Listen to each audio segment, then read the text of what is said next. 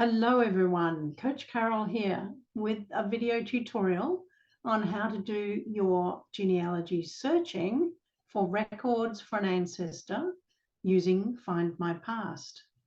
I'm currently in the page for one of my great uncles, Edward St. Swithin Allery.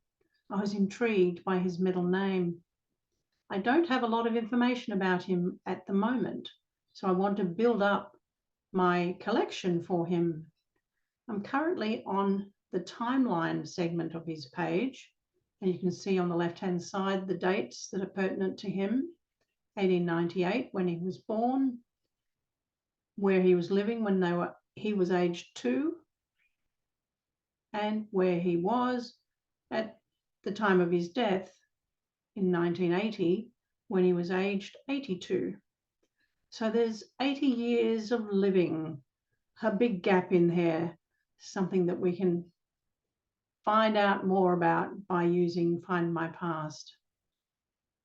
One of the greatest things that I like about the way Find My Past does this is when we're looking into that ancestors page, we can see everything we need for him here under his information. And it sometimes finds hints for us because it has a vast database, and especially with an interesting name like that, we can be assured that this information is probably going to be the right one for him. So we have something about his birth, a 1911 census, the 1939 register, and his British Army service records, along with his medals. So lots to look at to fill in those gaps. Let's go right back to the beginning and review the birth information. And it shows that information on the left. Some of the spelling might be a little different, and the birth date seems to be a little different also, but the names for the family are correct. So I accept that and put it in place.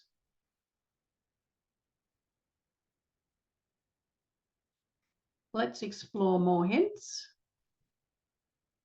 and have a look for the 1911 census.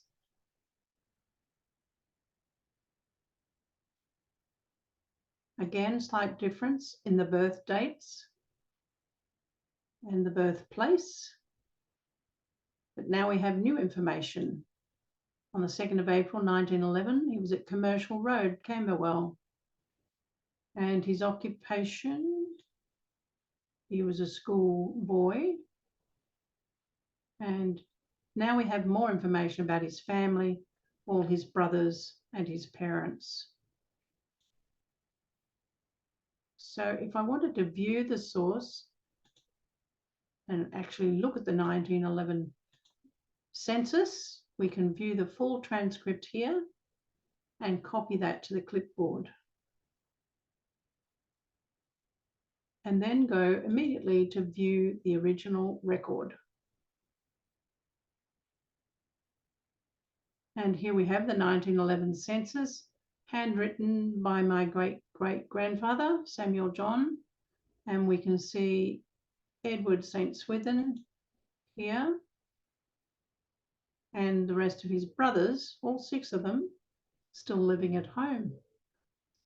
They each had their own businesses and their occupations varied from decorator, printer, labourer, kitchen boy, Edward still in school, and Frank Joseph was a tailor. And just see if we can scroll up so that you can see the bit at the bottom there, which I like to look at. This is actually the signature of my great-grandfather, Samuel John Allery. And the address, I think 196 Commercial Road, Peckham. You can often see that at the top as well.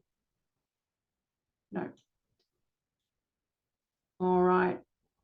So what I like to do, of course, is download that record and store it as an image into his page in my tree.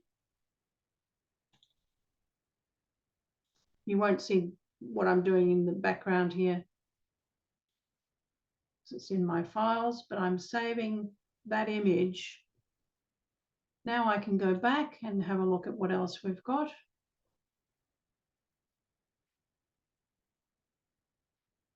Just wait for the internet to catch up. Here we go. And I'll copy that to the clipboard. What I do like to do is put that directly into my Evernote. And I'll just pause here and get that ready to show you. So here you can see the page that I have for Edward St. Swithin in my notebook for the Allery Taylors. And I've just pasted in that information about the 1921 census and highlighted his name. So that keeps everything together. So if I scroll back, you can see other information that I have for him, including his birth date, his baptism record, a small thumbnail image of him, his marriage details, the 1911 census, his military service, and now his 1921 census. I also have the 1939 register, and I seem to have duplicated the marriage details there, and the death record for him in 1980. All right, going back now to find my pass. This is where we left it. And you'll see on the right-hand side what happens now as I clip the information into Evernote. It shows up here in a little panel, and I can just put that away. And the reason I can do that is that I have my Evernote clipper set as an extension to my Chrome browser. Right, we now have all of that information for him in place. It's always good to look further down, see if there's anything else that is relevant and useful for you to know. For example, it'll give you a local area map for him, and you can zoom in to see a little bit more about his place in East Dulwich.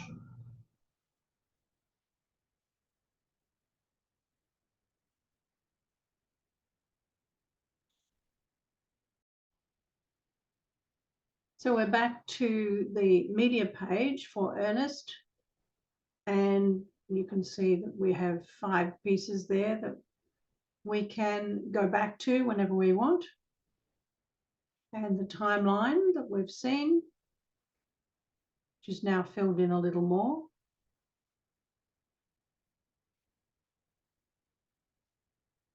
And I've just realised I've skipped over to his brother, Ernest Alexander. So we need to go back to the tree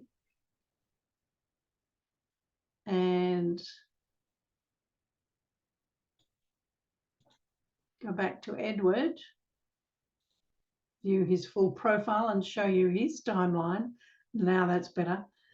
So his birth date, 1898, where he was at age 2, age 12, and then aged 41.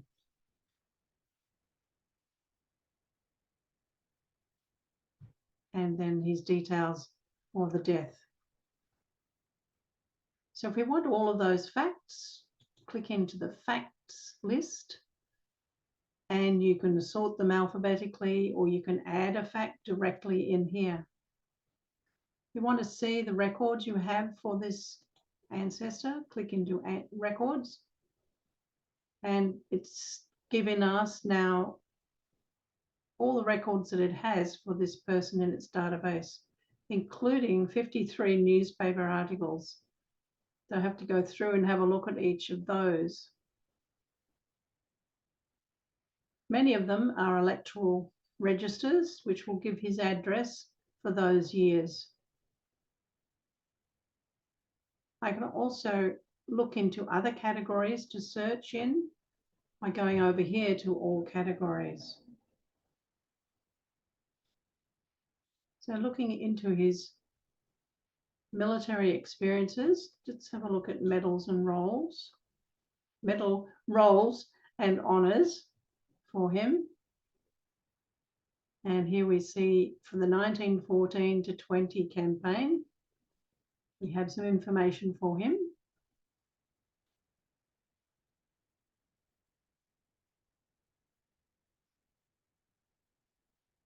And gives us his soldier number, his rank as private, and his company as the Labour Corps.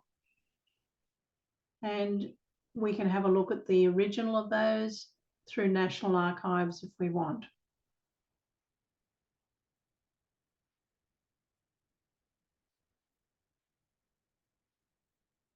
And further information about the World War I British Army Medal Index cards. So we'll just add that to the tree. And in this case, it's asking me for the name again.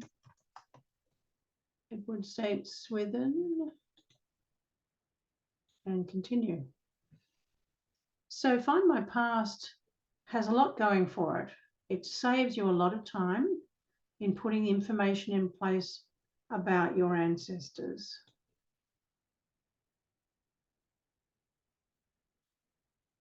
We'll just accept that.